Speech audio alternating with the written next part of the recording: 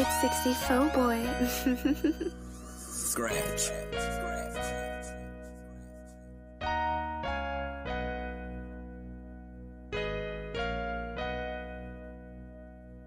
Dressing the culture, I'm adjusting the culture, huh? Adjusting the culture, I'm adjusting the culture, huh? Dressing the culture, I'm adjusting the culture, huh? Dressing the culture, I'm adjusting the culture. We gon' talk about it. Come adjust the culture, we gon' talk about it. Come adjust the culture, we gon' talk about it. Come adjust the culture, we gon' talk about it. Come and adjust the culture, huh?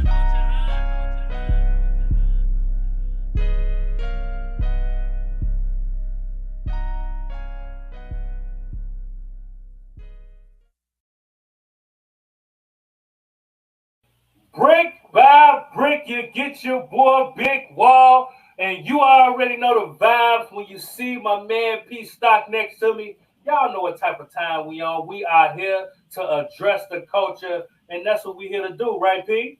What's happening? Yes, that's what we here for, to address the culture. And like I said, every time we have these episodes and these shows, it's like a family reunion, Yeah. And for our viewers, it's great because you get a chance to see people that you may have heard of, but you might not have ever seen or had the opportunity to hear them speak or see them talk about themselves and their history. So we like these opportunities on Address the Culture to make it happen with these type of shows and to address the culture, let people know what's happening. And still the fallout from the Will Smith news is going around, and the Grammys other night. So, I like to ride with that, let people know, man. So, You know what? Like, tonight kind of fits, you know what I mean? Because Will went up there and he did what he did. He smacked Chris Rock. And the people that we got on tonight can smack people too. You know what I'm saying? Yeah, they can smack people. You know what I'm talking about? They can smack people. Yeah. They smack back. Yeah, so that's the thing. With technique and knowledge and wisdom. You know what I'm talking about? Yeah. Absolutely. So, I love these type of when we do these shows, man, because the tradition and the art, you know what I mean, and the fact of just keep growing knowledge, passing it on from one generation to the next, man. I love it. You know what I mean? Because it's not a lot of that going on. You know what I mean? Like in our culture, it's like the microwave culture. If it's not in your face, they don't know it. So they don't want to dig back and know their history. So that's why these kind of shows is very important. You know what I mean? Very important, especially for the hip hop, communities, these millennials, these new ones that watch these John Wick movies and Born Identity movies, and just to see how the art is incorporated into the action of these things. And these are the real life guys. Absolutely. These are the guys that teach those where guys they get that from. Where they get it from. Yeah. It's called consult. So and some of them are even actors themselves and stunt coordinators and the whole nine. So it's all a big tie-in with the art, and it's a lifestyle, for most of these guys. It's a very sacred lifestyle. And hey, we want to address the culture on it and let them address the culture and let you know what's happening. You already know. So what we're going to do, you already know the vibes. We're going to take us a quick break, you know what I'm saying, pay us some bills. And we're going to be back, you know what I'm saying, with DARREN TIBON. We call him our third guest at this point. He's the third eye. He's the third eye. Yeah. He's the third guest. And we're going to let D come in, tell us what he got going on with his dope Legacy 9. And, we're going to address the culture, man. We're going to do what we do. We'll be right back after these breaks. Be right back. But, Legacy 8. You know you can whoop everybody around you. You know what I'm saying? I wear kilts. That's what I wear. Yeah, you wear kilts. Okay, so am I to understand I'm the only one who grew up in a nice neighborhood? That's why you're so comfortable wearing them kilts. Because you can't do that in the hood. You know what I'm saying? I am an animator. Yeah, actually, just anybody here play Call of Duty? So you the reason I die all the time. I heard you're good at Street Fighter 2? December of 2016, that's the last time we did an intervention tape. And the intervention would show more detail about what was going on, how Jocelyn looked. She didn't look like herself. She looked like she had lost she weighed about 90 pounds. roughly about average about 120, somewhere like that. She looked totally different, and it really tore my heart up to see my daughter look that way. You think you've heard the truth, you think you know it all, but you haven't heard anything until you hear Tim Savage's side of the story. On the next Let's Talk with Big Walt and Lizette, we sit down with Timothy Savage, Troy Saloon's father, to get his side of the story. Be sure to tune in. Is there anything you want to say to your daughter? Yeah, one thing I want to say to my daughter. What's going on? We are back. Y'all already know the vibe. We are here to address the culture. Y'all see who here. He's a familiar face on the platform at this point. Y'all already know what's going on. What's happening? Brother PSTOCK, Tone Big Wall Capone, Allude 19. You guys know I love this platform right here. And what we have today, Hawaiian martial arts, what was developed in Hawaii on the island of Oahu. And I got some very special guests that's supposed to be able to tap in today. I hope they all can tap in. Yes. But what we have here, we have lineages, okay? Halaka Namahoe, okay? The late Grandmaster Sonny Gaskin, his lineage. We have late Grandmaster Bill Ryosaki, Hawaiian Kempo. And we have a couple of cats going to come on in and talk about it too. So far, we got Adam James. He's able to tap in right now, and I'm hoping Alfred Urquides from the famous fighter family, the Urquides family. Last I checked, he was trying to get in the show, but I hope he can tap in too. But he's also the late Grandmaster Bill Ryosaki lineage. So when we combine Palaka Namahoe and the people that he trained under, you see there's other factions of martial artists from Hawaii that came here to the mainland and spread their art, okay? Got your Kaji Kempo, your Kempo, Hawaiian Kempos. And who is able to tap in today is Adam James. Adam James, I first met at Legacy 2. That was in Long Beach, filmed on the Queen Mary ship. And he came in to assist the late Grandmaster Leo Fong, who was also a student of the late Grandmaster Angel Caballas. So I'm really happy to see Adam James. And not only that, he's going to host Legacy Las Vegas 9 Circus. He's going to be one of the headliners too.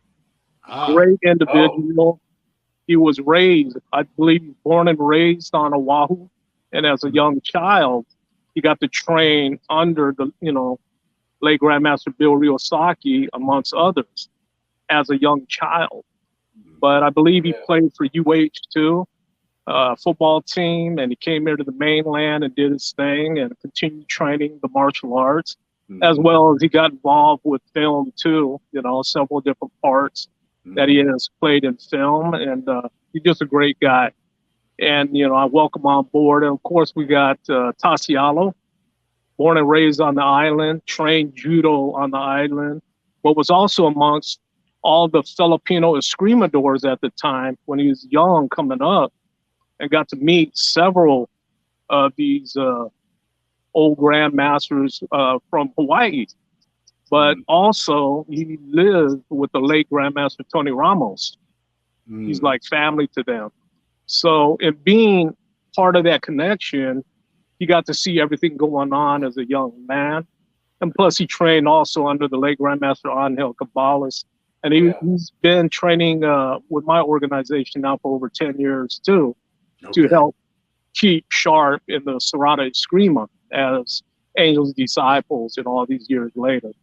But, this is a fantastic show for, folks like Adam, Halaka, Tasialo, Alfred Urquides, all come together and talk about their experience with all these great men from Hawaii and how they brought it here to the mainland.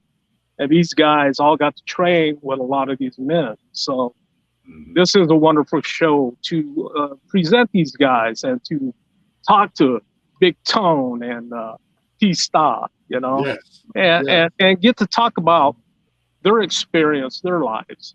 So this is a very sentimental address show. The culture, as you say. Addressing the culture. Come address the culture. Addressing the culture.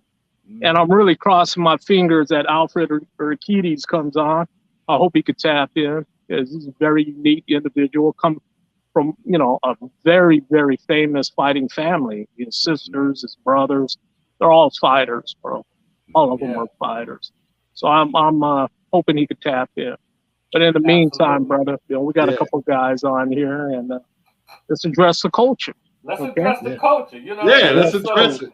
You know, like I love what you're doing, man, because this is legacy, right? You know this is legacy. Hence Legacy 9. That's gonna be in Vegas, man. That we continuing the legacy, and that's what we doing on this platform, man. I love what you're doing. You know, you just started what you started. Thank you. You know, it's just a continue on us doing it on this platform, where we're continuing to give people that flowers, so to speak, and moving the culture forward. You know what I mean? Most definitely.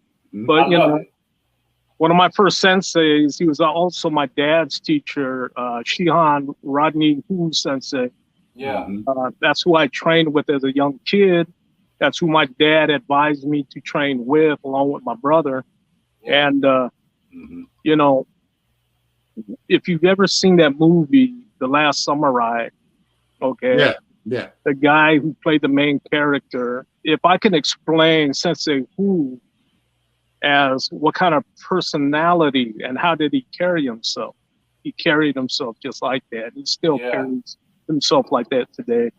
And I got to feel what it was like to train with guys that come from Matosi child lineage, and how hard our training was. Wasn't no joke, bro. Yeah. Wasn't no joke. Man. Oh man, I can imagine. Just to be able to do the things that you guys do, you know, that's not something that's taught. That's something that's, that's not something you born with. That's something you taught and train and study. You know what I mean? Like, that's not something overnight. You know what I mean? So, you know, I'm gonna be honest with you. I love touching bases with a lot of the old school guys that come from that era. Yeah. The reason why today, the way the makeup is in training martial arts, the kind of training that I witnessed, that I experienced as a kid, today, I don't think a teacher can get away with the brutality of the old school training. Yeah, so, it might be a problem. It'd be a problem. Yeah. All day long. Different kids these days. Different kids. Too thin skin. And with the liability today, the kind of training back then, you know, I could say this: training up to a young man, you know, to 19, 20 years old in Goju-Ryu. Yeah. I got arthritis in my hands. You know what I'm saying? Oh yeah. I got growth on my shins, and it just, that style of training today, I think it'd be a problem. And those that can carry on that kind of training is what made men so tough. You know, back from Hawaii, it was no joke, man. These guys, it was straight up old school. You know, it wasn't just to hit a man; it was to hit through the man, and that's the kind of training it was like back then. Right. So, you know, having the opportunity for a guy like Adam James to talk about his training on the island, and all the different GMs that he trained under, including a dear friend of mine who passed away not long ago, late Grandmaster Leo Fong.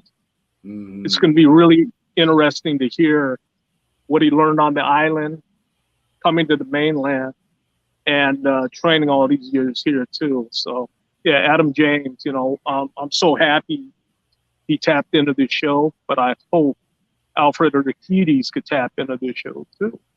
And I hope Palaka could tap into the show. Palaka's having, he says, he just hit me, he's having some kind of issue. He keeps saying something about the girls not letting him get in. So I don't know if he's having, I don't know. He might have it on a private setting or something. I thought he straightened all of that out. I talked to him. We tested. We tested. So he'll I don't know, brother. I don't know. That's the one thing about this show. We can always spin a block because we ain't got we always you know what I mean? And speaking about here, we're gonna take us another break. You know what I mean? And we're gonna be back with TASI. You know what I'm saying? And you know, TASI's a firecracker. You never know what bro will say. You know what I'm saying? And we want him to speak his piece. Why, he's my brother. Man, come on, man. TASI, We met in the 100%. living room, 1984, in the late Grandmaster's living room. Yeah. That's when I first met TASI. Back then, he had long black hair and a ponytail. He was yoked out. You know what I mean? I was about 19 at the time. I was yoked out and just ready to fight the world, you know? Yeah. But, you know, as we age, we look at things in different perspectives. Right. You know?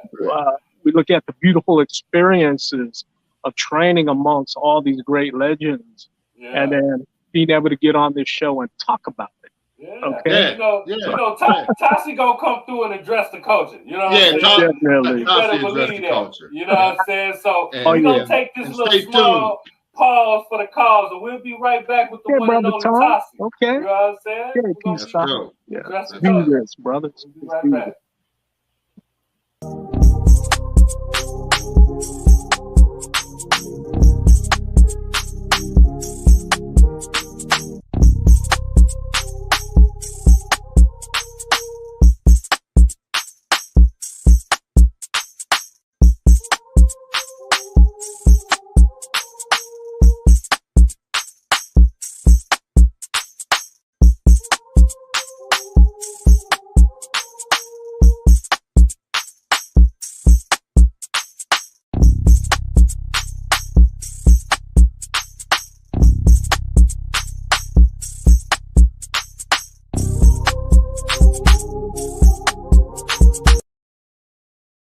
What's going on, y'all? It's your girl, Lady Luck, and I'm here with the homie Big Wall, and you are now tuned in to Address the Culture, where we're addressing everything in the culture. Keep it locked.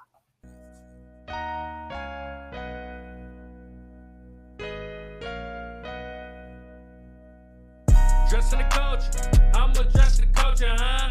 Addressing the culture, I'm addressing the culture, huh? Addressing the culture, I'm addressing the culture, huh? Addressing the culture, I'm addressing the culture. We gon' talk about it. Come address the culture, we gon' talk about it. Come address the culture, we gon' talk about it. Come address the culture, we gon' talk about it. Come and address the culture, huh?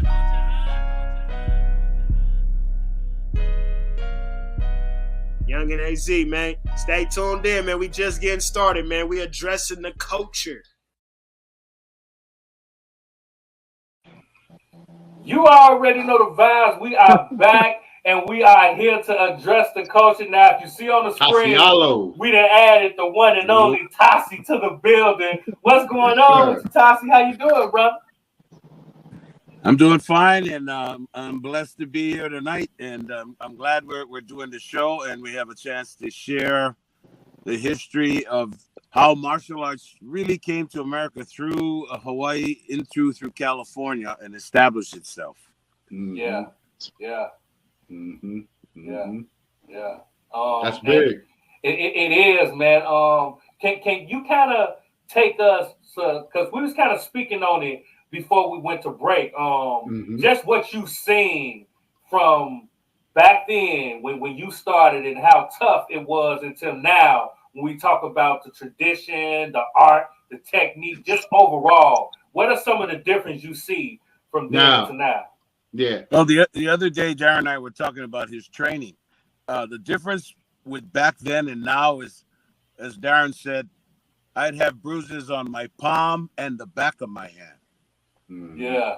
So when I had to knock on the door, he had to knock on the door with his elbow because his hands were bruised on both sides. I mean, the training was brutal and intense, but the reason is what are you training for? You're training self-defense to live and survive in a very, very violent situation. So to get your body, your mind, and everything prepared, the old school training was brutal.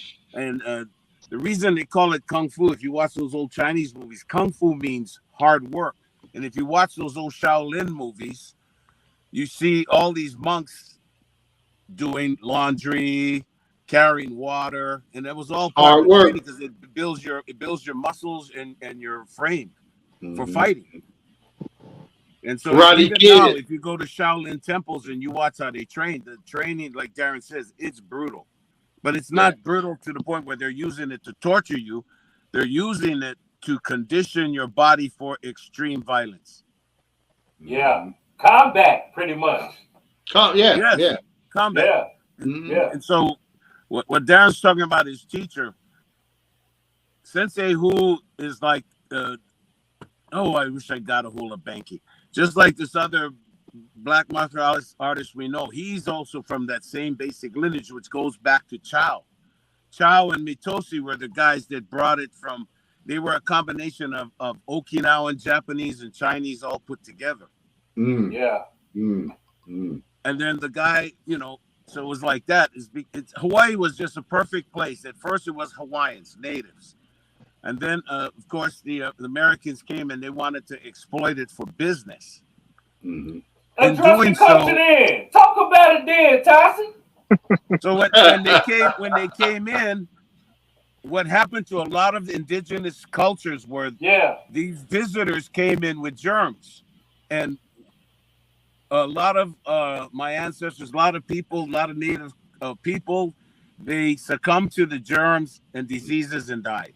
Yeah. So then they didn't have people to work their plantations, because that's what was started in Hawaii: sugar cane plantations, pineapple plantations. So how Darren and this whole thing started with Puiki Graveyard is his family's the first generation of Filipino migrant workers that were brought in to Hawaii to work the plantations, because so many Hawaiians died from disease because we were not immune to what they carried. Wasn't used to import labor. And by doing so, they imported a majority of their labor from China, Japan, and the Philippines, which made Hawaii a very strong place with a concentration of Asia right there in the middle of the Pacific Ocean. It was the gateway. They also brought their arts with them. It was the Pacific gateway to the United States. Yeah. Yes. And yes, it's exactly what you got to look at it as. The gateway to America from Asia. And so they brought their martial arts with them and stuff, because, I mean, a lot of Asian people are not really physically big, but then you start learning when you're growing up in size don't matter when you got technique. You know what I mean? Technique. So you can actually see smaller people manipulating bigger physical people. Absolutely. And with ease, and you're going, wow, how did they do that? Yeah. And so what happens is a lot of these people started opening up schools, and then you go, and then when you go to that school, they introduce you to a martial arts culture, and that's what Darren comes out of this. And discipline. So do I. Self-discipline. There's discipline, respect. I mean, they actually, in those old dojos, they teach you all the good practices that would make you a good student, a good employee, a good father, a good leader, because in martial arts in the old days, they make you look at yourself. You cannot blame if you can't do the kick, the only person that didn't practice was you. So that's how those teachers, they would hold you accountable. So you couldn't deny, I didn't do that. Everybody was on equal grounds. Yes. And you had to earn your respect. And that's why when Darren tells you brutal, it's not a joke. And if you could take it, it's almost like an initiation. When you finally pass, you get your black belt, you're welcome to the family. Yeah. But that's all it is. It's like it's not hazing in the sense of hazing, but it is a ritual of passage, and the training is that training. That's the best way to explain it. And it's no different, because as we know, studying martial arts, that martial arts originated from Africa. The whatever the real names of the motherland. But because they said when they went to look at the hieroglyphics, you actually see there's even hieroglyphics of Egyptians doing stick fighting. Yeah. So that's a fact. That's a fact, Tashi. Let me ask you. The fact that things has been watered down, so to speak, and not like shown the truth. Do you think it's more of a color issue, or do you think it's more of a money issue? You know what I mean? When it comes to when we water down in the culture. Good question. I think it's a little of both. I think what motivated, this might get controversial. I think what helped Ed Parker and them establish Kempo, American Kempo, was that fear of the You know, the same thing. Okay, let me say it like this, if you understand what I'm going to say without making it too raw. The reason they outlawed marijuana was for a reason, and it had to do with the race. Yeah. I know. Okay, Yeah. the same thing, because the reason because the first thing popped in my head when we started talking was BKF, Black Kempo Federation, or the organization that is attributed to Grandmaster Steve Muhammad. Mm-hmm. And then everybody said, "Who's Steve Muhammad?" I said, "You guys remember Enter the Dragon? Remember when what's his name? Jim Kelly. Jim Kelly went in that dojo? Well, that was Black Karate. That was Black Karate Federation." Mm-hmm. And the reason all that happened was, I really believe, like, what happened was when Chuck Norris started organizing all the white martial artists in the tournaments. And I wish Kuiper was here. My Uncle Tino went and talked to Steve Muhammad. He says, "When are you guys going to organize yourselves? You need to do that." And what he was right. But in the end, this is why. And that's why when you look at that movie, Enter the Dragon, Bruce was also making racial statements through that scene. But you had to be, aware of it and not be too sensitive about it. But that's what Bruce was trying to show, because he experienced some of the same things as a Chinese young man from China. Yeah. If you're not like them, they're going to automatically treat you different. And I know we're on a different subject, but yes, I think because of the fear of the minorities, and Adam will understand what I'm saying, is that what happened was they started training because they said, because what they saw, I know what they saw, because it happened here in Fairfield when Kaju Kembo came up here to Northern California. They saw one little Asian guy take out like 4 or 5 guys by himself. I mean, hit, drop, hit, and they don't get back up. They're going, how the hell did he do that? Mm-hmm. 1 hit, 2 hit, the guy goes down, never stands up, hits this other guy, and by the time he's finished, he just dropped 5 people. Mm-hmm. Yeah. And that so will get some attention. To learn, and that's what started the commercialization of martial arts, and then people started paying money, and then some of these martial artists started making big money. Come a business. And that's a whole different subject, but I'm sorry. It just flashed through my head. It all ties in. You know it's what I mean? a thought. You got to get it out. Yeah. And I think that's kind of like what we're here for. We're down with the Legacy 8. Us talking about certain issues on this platform. It's about feeding the culture. You know what I'm saying? Weed through the traffic. You know what I mean? So we can get down to really what it is. Because the goal is to keep it going, right? The goal is to move it forward in the right direction. So that's really what it's all about. You know what I mean? Yes. 100%. 100%. We're in there. You all right, Tasi? Oh, yes. I didn't mean to go off subject. It's just that's what was flowing through my head at that moment. Yeah, I understand. You get that thought out, and it's fun. And like Big Wall said, it's all addressing the culture. It was a good question that Big Wall asked. He says, was it race? Was it money? It was both. Yeah. Because it became martial arts became very commercialized to where you got like 20 different companies that make different gis, 20, fighting equipment, 10 major companies making all kinds of martial arts weapons that you can buy online or you can buy on a website. I mean, it turned into a complete commercial industry. Right. I remember when it happened. But it never started out that way. No. It never do. It never do. And you spoke about Adam, and Darren has spoke about Adam as well. So we ain't gonna hold it up too much longer, man. We finna take us another break, pay a few more bills around this part because we gotta keep the lights on. You know what I'm talking about? That's right. Come back with I guess Adam James in the house, and get the perspective. And it's interesting too, from a former athlete, too, because martial arts and athletics is all, you got to be somewhat athletic to martial arts. So, absolutely. So we're going to be back with Adam James right after these commercial breaks. We're going to address the culture. Yes, sir. Thank you. Grandmaster Graciela Casilla, former world champion. Thank you again for allowing me back. The best fighter of the tournament, the second world championship. A bad and there's a good. Nobody can tell how our age right now. On Mortal Kombat, that was an impeccable capoeira display of fight. Thank you, Big Wall, and thank you, PSTOCK. But anyone can challenge me. I'm ready. Yes,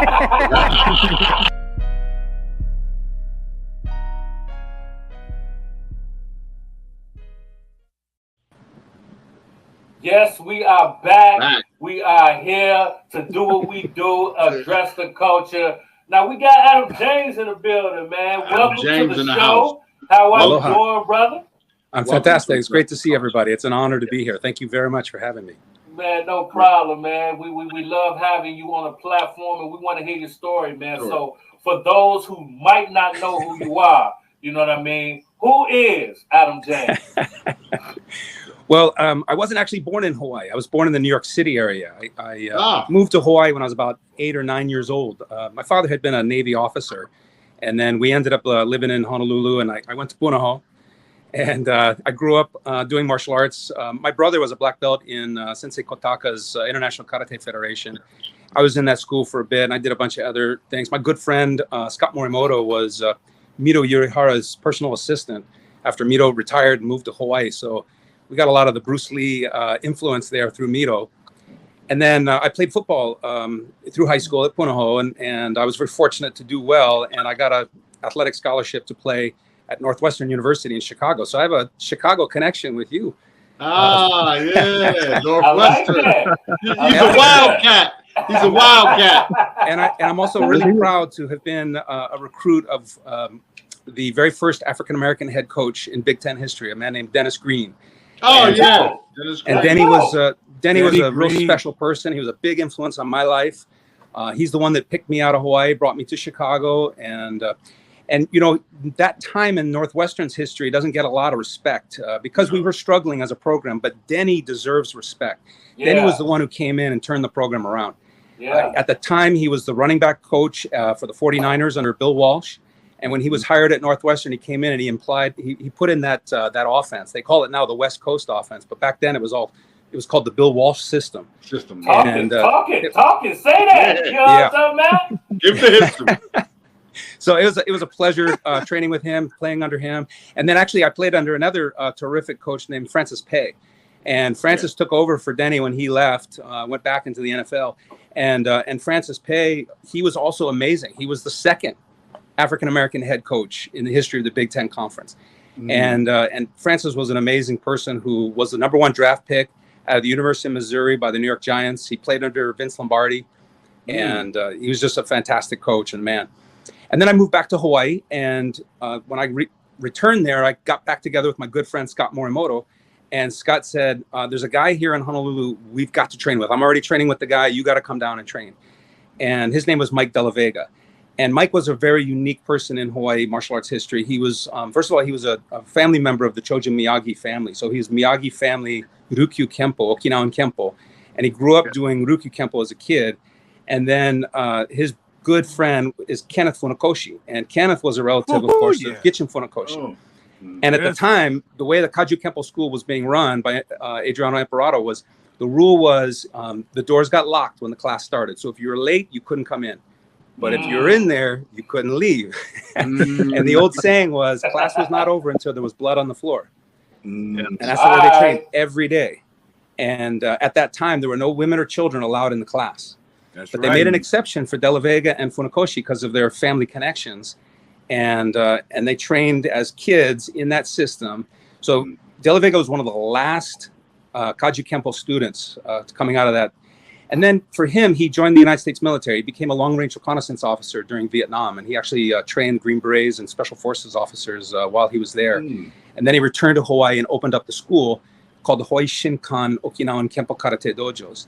And I was very fortunate when Scott Morimoto introduced me to the school that I got to meet him and train with him.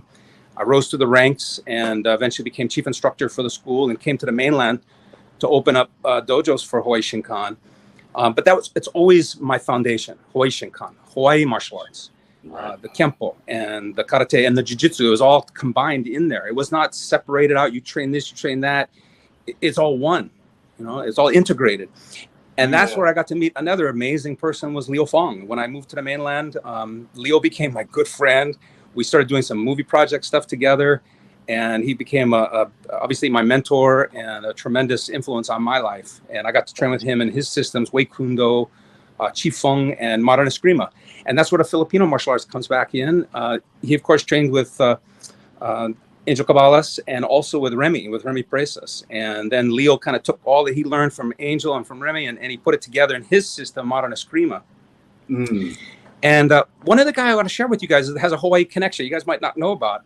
And I also got a chance to work with Bob Wall as the director at World Black Belt. Remember Bob Wall? Yeah, and Bob's a character.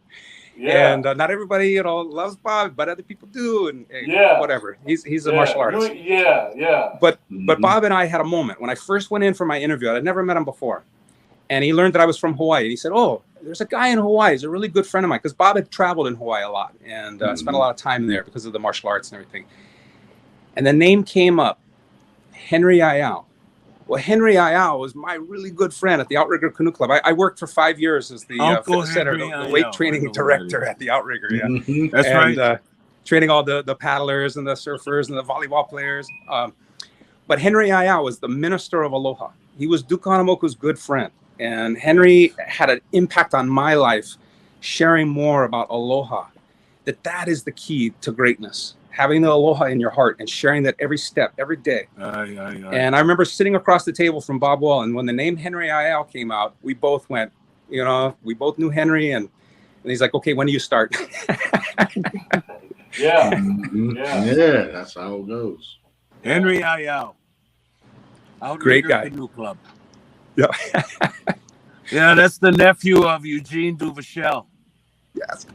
Yeah, that's the great thing about Molokai family, all Molokai Island family. I know who they are. Uncle Henry, because my cousins and my aunties are members of Outrigger Canoe Club. Oh, yes, man. Love it. Yeah, my aunties ran the Kamehameha School Song Contest for 65 years. My auntie Martha Hohu and my auntie Leila Kiaha, and and my uncles graduated from Punahou. And he was probably the first Hawaiian to go to Stanford and graduate from Stanford. His name was Samuel Poi Poi. And my uncle Andrew Poi Poi graduated from Punahou. And so did Barack Obama. But, that's right. So were you at Punahou? Were you at Punahou when Mark Tuine was there? Because Mark is my cousin. Oh, really? Wow. I was actually, I'm younger than Mark, but when I was coming up, they always compared me with Mark. They'd be like, "Hey, man, you got to be like Mark." And then, but my coach was Kaliane. And then, yes, Kali was a good football Kali, player. great coach, great man. And then another person that I will take a moment to pay respects to is a man named Sean Akina. And Sean was one of the great quarterbacks of Hawaiian football history. Sean was the first quarterback to throw for over 5,000 yards as a high school football player in Hawaii. Yeah. And he was a terrific quarterback. And then as a freshman at the University of Utah, where he was on the team, he was in the weight room working out, and he had a heart attack. Something happened in his heart. There was a disconnection with the nerve and the beating. So he unfortunately passed away at a very young age, 18 years old. And it was a tragedy for everybody who knew him because he was such a great person. As good as a football player as Sean Aquino was, he was a better human being. And so it was a sad day that we lost him. But that's another person, like with Henry Ayao. I strive to live every day with aloha because I had an opportunity to know Sean Aquino. Oh, wow. That's yeah. Adam, did you play quarterback as well? No, I was the guy to hit the quarterback. Oh, okay. He was a linebacker or defensive end, outside linebacker. Yeah. Okay. Were you playing when Tanawai Reed was playing? No, I was in the early '80s when I was playing at Punahou, and then by the mid '80s I was at Northwestern playing with Dennis Green. I just brought that up because Tanawai Reed played for University of Hawaii. He is the stunt double for Dwayne Johnson. Oh, wow. Fantastic. Yeah, that's another big influence on my life is University of Hawaii. Even though I didn't get to play there, I took a lot of classes there, continuing education classes. I spent a lot of time there. I went through the football training program as a high school player, and I have a tremendous love and respect for the University of Hawaii. And it's part of why I named my martial arts organization Rainbow Warrior Martial Arts. It was both a tip to the hat to Hawaii martial arts, right on. But also the part of the reason why I chose the Rainbow Warrior name is because there is a legend in many of the nations of North America, the Native American nations, even though many of those nations didn't actually connect and have regular dialogue, they all shared this legend. And the legend was that one day the world would become sick, and then the warriors of the rainbow would appear, and they would unite all people, and we would save the world together. And that's why Greenpeace, when they first formed, they bought an old ship and they named it the Rainbow Warrior. Yeah. And what they strived to do was not just stop whaling. This is another part of their early mission, was stop nuclear testing in the South Pacific. Yes. At that time, the French were still setting off nukes in the South Pacific. And what did the Rainbow Warrior do? It sailed right into where they were getting ready to set off a nuke, and it sat there. And they said, you're going to set it off, you're going to kill a bunch of people, don't do it. So what did the French do? They sent a bunch of commandos on the ship and they blew it up. So that was the end for that Rainbow Warrior. But we keep fighting on, you know, we keep going, right? There's no yeah, hooray for the Illuminati. Hooray for the Illuminati.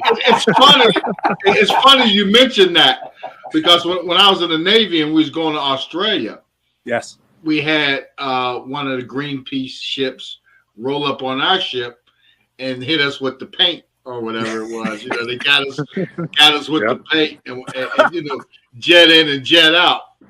So I'll never forget that. But yeah, they're serious, you know, and for good reason. I understand. Yes, everything is fighting with the environment, which is very important. We got to take care of the earth, and I love that thing, and that's why we got to do a show about Hawaiian history. Yes. I want to bring it back and get the Hawaiian history and the Filipino history. I want to bring all the ties together. American history, we know, we understand. We understand after years of study and research, we understand our African history now, even though they don't push it in education. But do we know? We need to know more. We need to know more. We always need to know more. We always need to know more. There's a lot of blanks in that equation. Yeah. But to tie the martial arts and football and the athletics, that's a great thing, because today, if you notice, a lot of NFLers and college guys are using martial arts, studying martial arts for body control. It helps and other things, flexibility, you know, everything, agility and discipline, of course, with all those things. So when you left Hawaii, even though you're originally from New York, so yeah, that's right. And then to go to Hawaii and shout out to your pop. I'm an ex-Navy guy myself. So and whenever you went from Hawaii to Chicago and got into it and started playing football, what you were still continuing your training and practice as martial arts at that time as well, and were you able to influence teammates to Yes, absolutely. It's a great question. When I was at Northwestern, the wrestling coach found out about my wrestling and martial arts background. He asked me to be the heavyweight wrestler at Northwestern. I was so focused on football, I stayed focused on that. I turned that down. But there was a great football player at Northwestern named Ron Burton, and he had a couple of sons. Ron Burton's in the New England Patriots Hall of Fame. He's one of the great running backs, and he had two sons who played at Northwestern, and I was good friends with both of them. And Ron Burton Jr., he was also a martial artist, and he practiced regularly, and we used to practice and talk martial arts. You know, it was something that Sensei Alo said earlier. There's this amazing connection in Hawaii of families. Everybody's kind of connected. Mm-hmm. So I will also share with everybody that my wife, her family, she's Japanese American. And when Maria Ueshiba first came to Hawaii to open up the very first Aikido dojo outside of Japan, he stayed at the Rainbow Gardens tea house in Manoa, which her family owned. So he stayed at their home for several months. And then he left, and a guy named Tohei Sensei came. And he stayed for several years. And they started that first dojo there in Kaimuki. Mm-hmm. And my wife's cousin, Sonia, became the very first female black belt outside of Japan in Aikido. And then another one of her uncles, Suzuki, became the self-defense instructor for the Maui Police Department. He's considered one of the great Aikido instructors in the world. So it's just amazing how there's all these connections with each other through family, through love, through aloha. You know? So you know Larry Mihao. What's that? Uncle Larry Mihao trained from Tohei. Yes, exactly. Remember, Larry Mihao was Honolulu Police Department in charge of police intelligence. Uncle Larry Mayhow. That's it. That's yeah. See, if Larry Mayhow was still in Honolulu Police Department, Darren's daughter wouldn't have caught so much flack because we would have talked to Uncle Larry, and Uncle Larry would have straightened out a lot of. Yeah, he knows. Larry Mayhow was a guy that trained in sumo.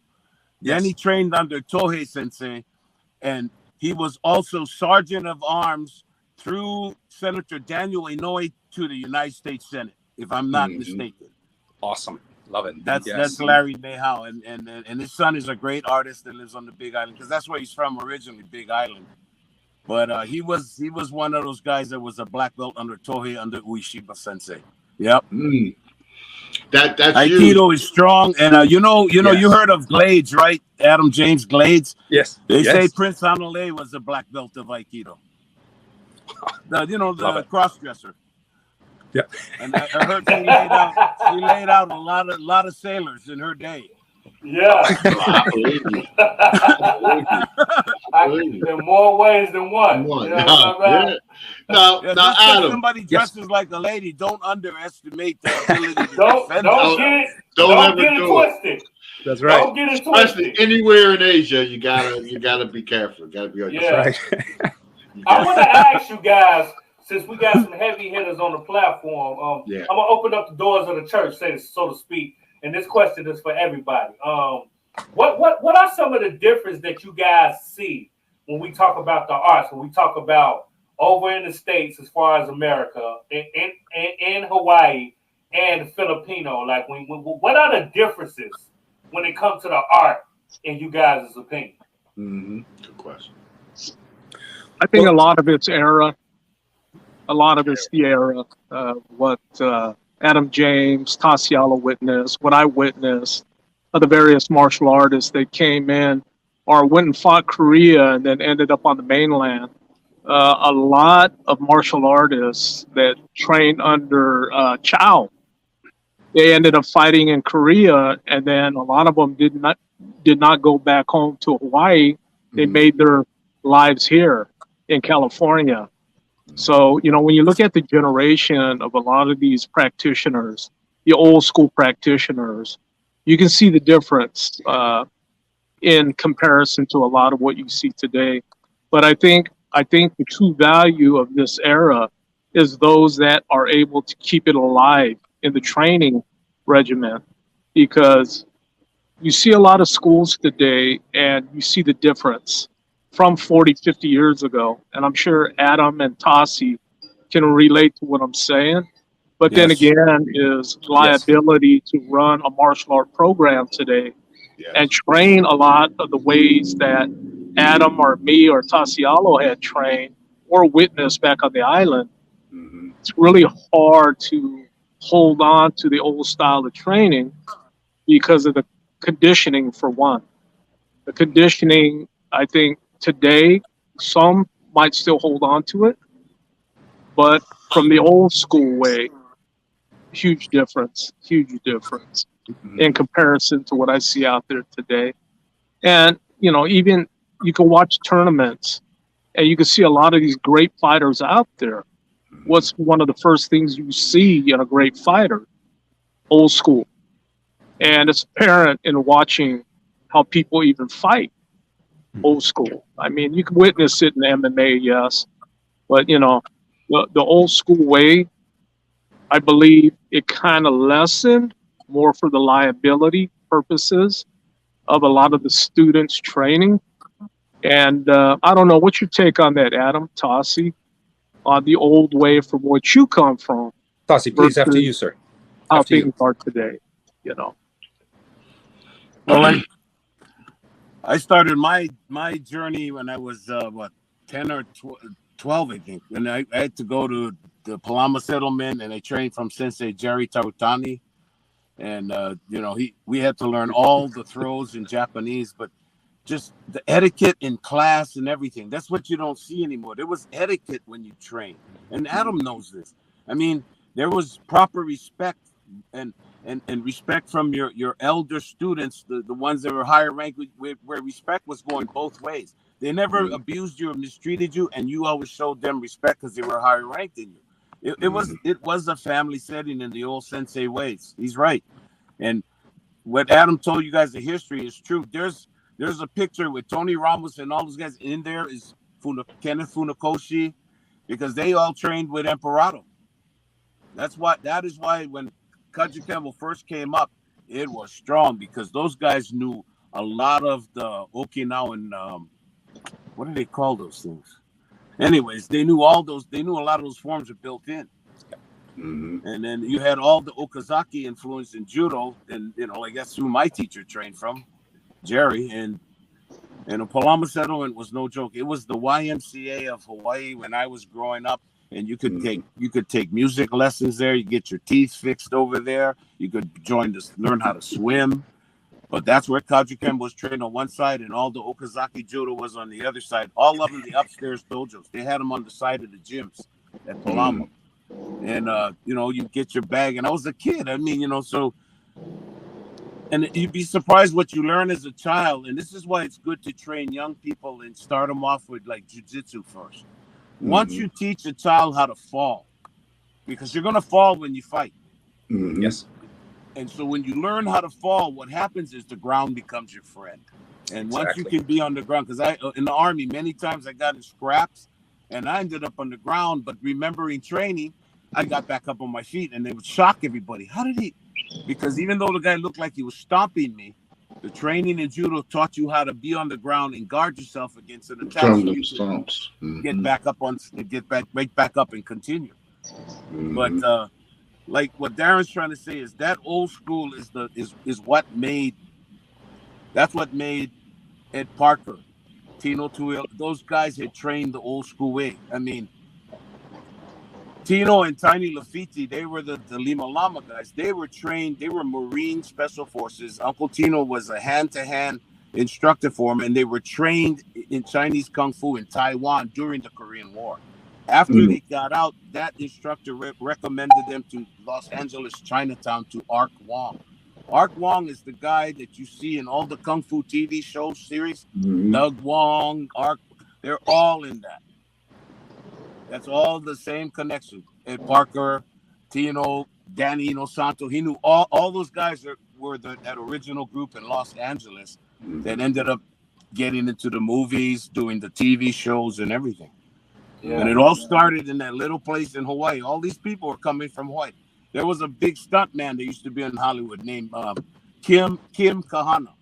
Yeah. He was yeah, I know you know Jay. Yeah, bro. He was a great stuntman, and now Tanawai Reed he's like, he played for University of Hawaii offensive tackle, and he ended up being Dwayne Johnson's body stunt. That's awesome. Yes.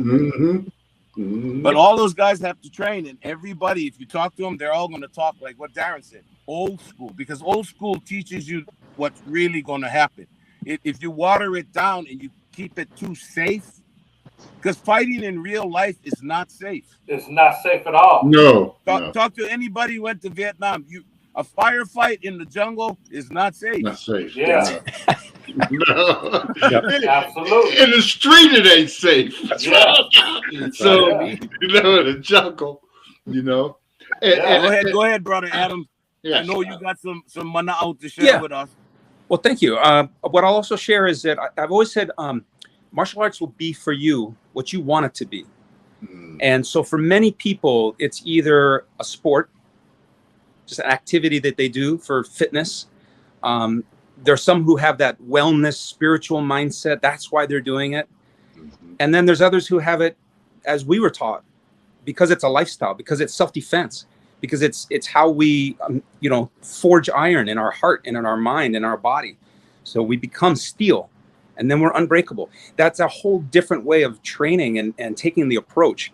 And yes, it's true. Those are rarer in today's world, but I still believe that, it's here. It's here now. It's with this group today, and it's with each one of us when we train our students, and our students are good, and they're going to go out there and do good too. So I do believe this continues. And the other thing about today's modern martial arts scene, I want to give a lot of props to the MMA scene. I believe that it has shined a light on the BS that has often been promoted as excellence in the martial arts. The no-touch knockouts, the flips, the splits, the stuff that you're not going to do in a real fight when your life is on the line. And Yes. MMA has brought light to that. It said, you know what?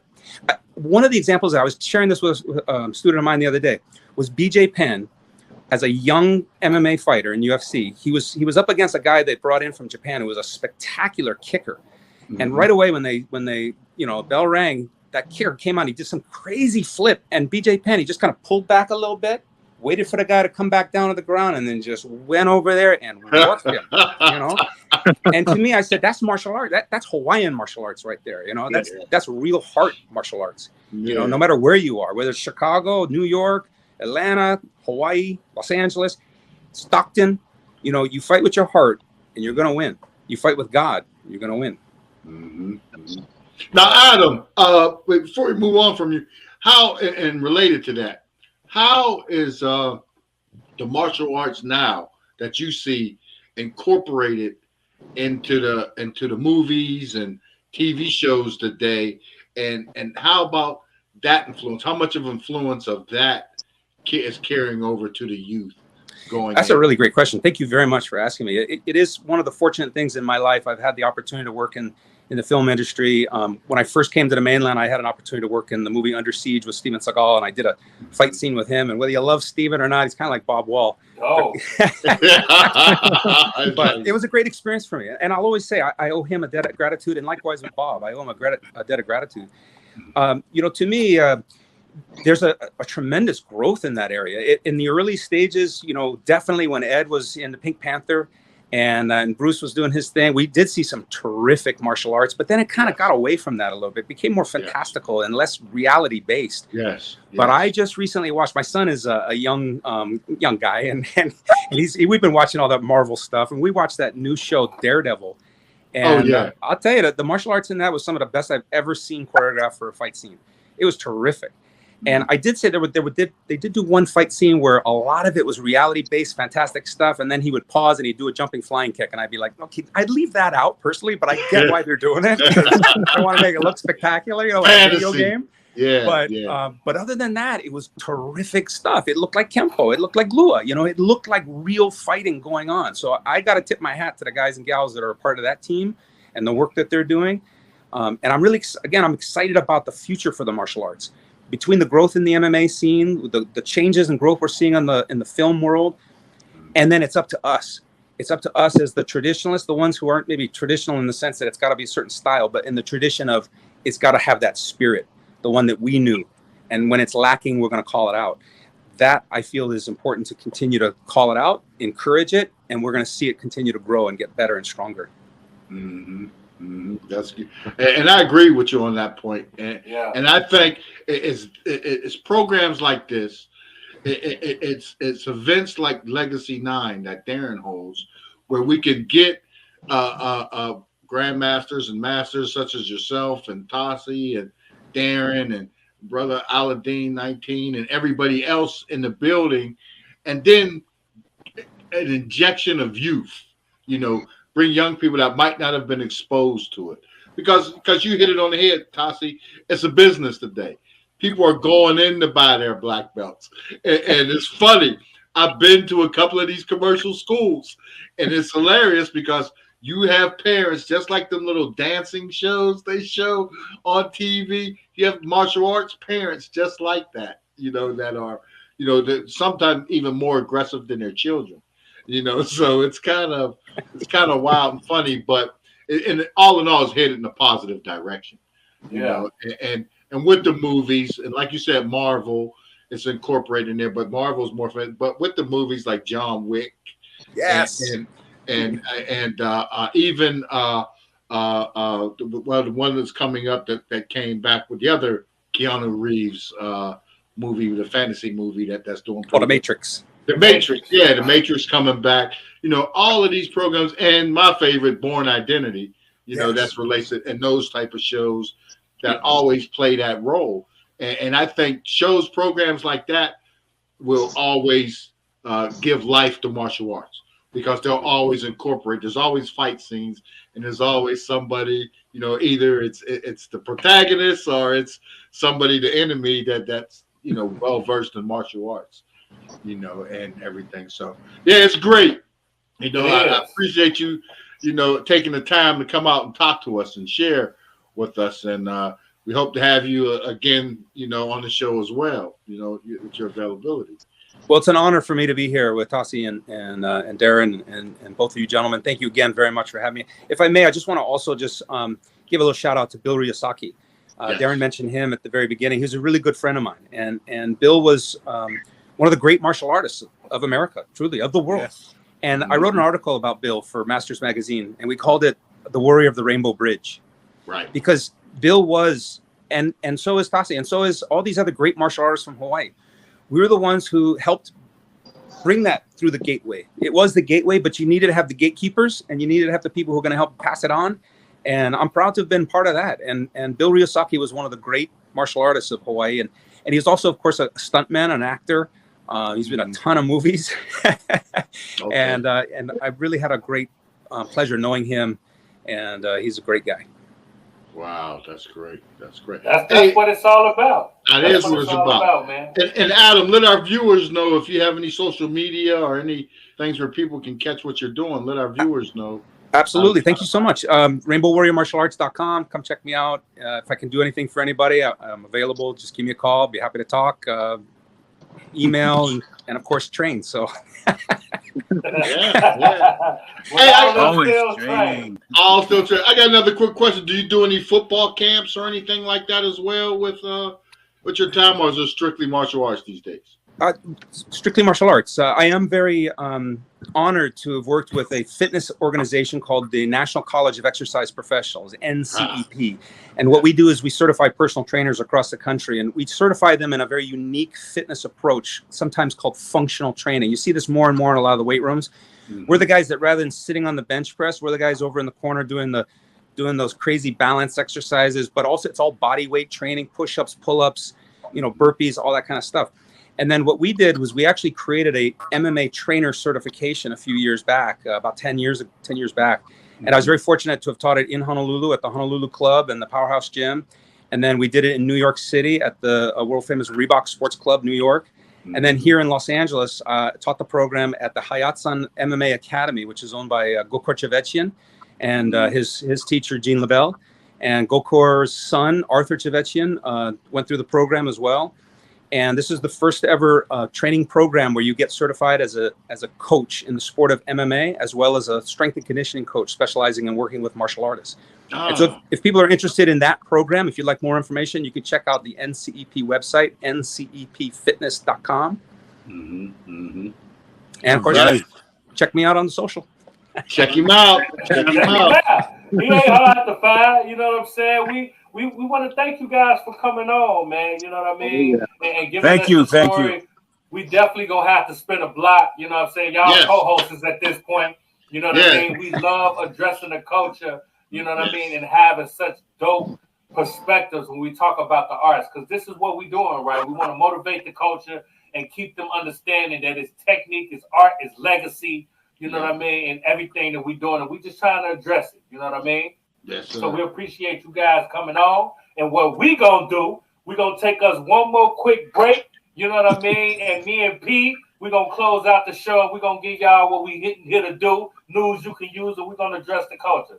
Thank you guys for coming on the show. Thanks, guys. Thank you very much, Adam. Mahalo. See you at Legacy 9, brother. Legacy Las Vegas, September 3rd. Mahalo, everybody. And aloha. All right. Okay, aloha. Fearless. She's fearless. She's not only a silence breaker, she's an author 2 times. She's funny as hell, and she's just a real one. There was a part of the story when I talked about coming back from Dallas, him picking me up from the airport, and how he beat me in the back seat of the vehicle.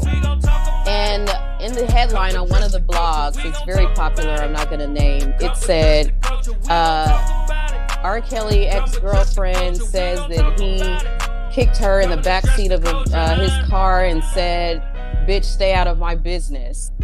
Okay, so I'm a girl, so I'm going to ask a girl question. All right. What are you looking for in a partner? First thing that comes to your mind. First thing that came to my mind, girth.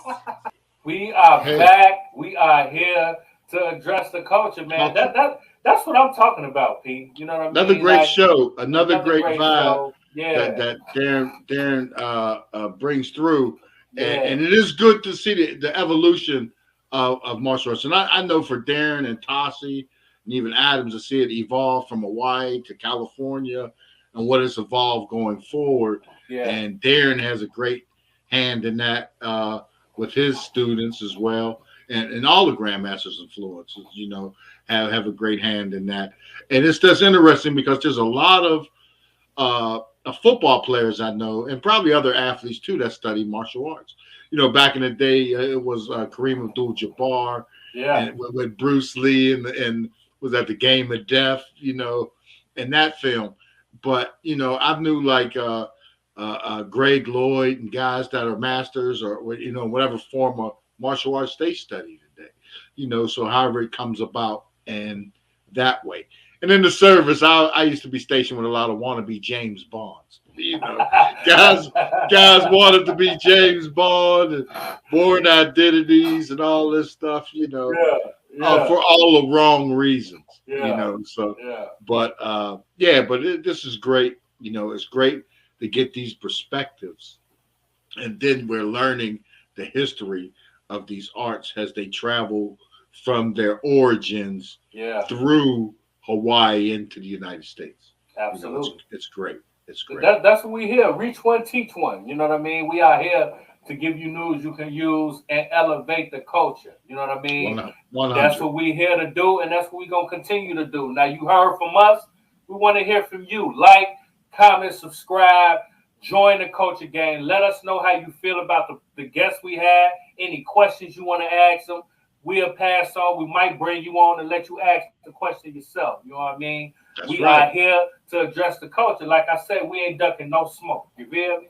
You already know the vibe. So we're going to be back next week with the same type of vibe, same type of energy, addressing the culture. Right, B? We will do. That's what we do. We address the culture. You already know the vibe. Tune in, tap in, you know. You know, big shout out to the culture gang, you know, and tap in, catch the shows, catch Big Wall and Carrie, Love Connection, catch Big Wall on Wednesday, Tuesday with Culture Connection, Wednesdays with the with DJ Corrupt, you know, and DJ Mike Ice Mike out there, you know, they're making it happen. The collaboration that they doing it, and then this week in the culture, you know, that goes down every Friday with the real Mrs. Berry and KL, Big KL, and She Bananas. She Bananas. You know, check it out. You know, tune in and then address the culture and let's talk with Lizette Martinez. It's pumping. Great interviews. Get over there, tap in, subscribe, leave comments, let us know what you want to see and hear, and we'll make it happen. Yeah. So until next week, I'm your boy Big Wall. I'm your man PSTOCK. Peace. And this is Address the Culture. And like I always say, your culture makes you who you are. So make sure they respect it. We're going to catch you on the next episode. We up out of here.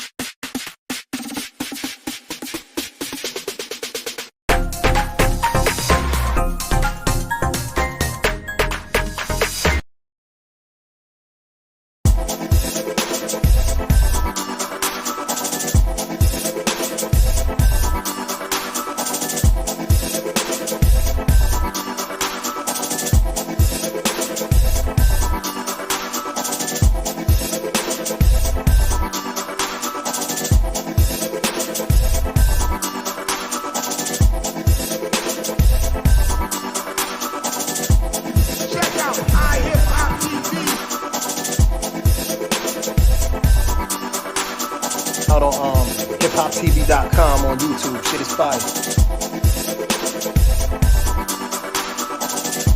Check out hiphoptv.com on YouTube. Dressing the culture, I'm addressing the culture, huh? Addressing the culture, I'm addressing the culture, huh?